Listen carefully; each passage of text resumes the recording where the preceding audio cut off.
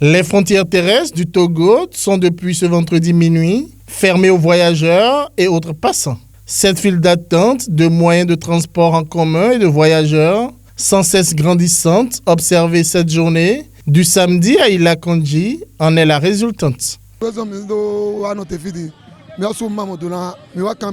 On ne sait pas exactement pourquoi nous sommes bloqués ici, mais selon ce qui se dit, il y a eu fermeture des frontières au niveau du Togo à cause de la maladie qui sévit un peu partout actuellement.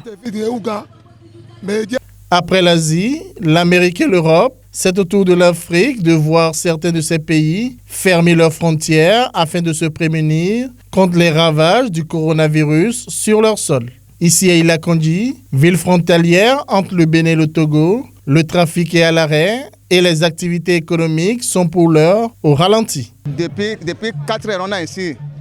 On est arrivé ici, on dit on ne peut pas ouvrir la porte pour passer là. On dit il y a quoi? On dit on va attendre. On attend, c'est ça qui est allé là.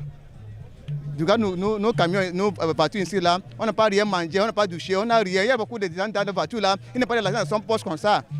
On ne sait pas comment on va faire maintenant. Je suis ici avec au moins depuis 13 à 14 heures et on a fermé la frontière.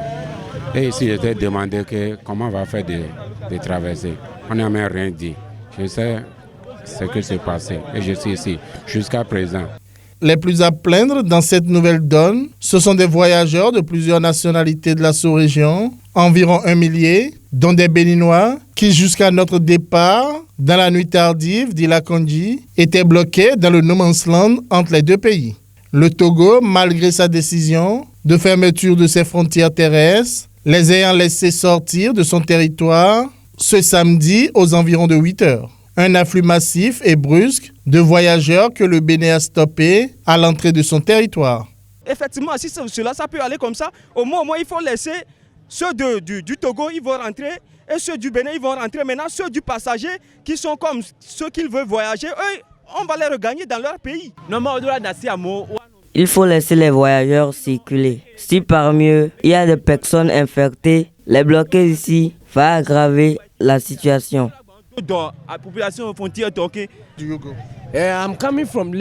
Je viens de Lagos et je vais au Ghana. Voilà que tout est bloqué ici, alors que j'ai des urgences familiales au Ghana. Que l'État nous aide à travers l'ouverture des frontières.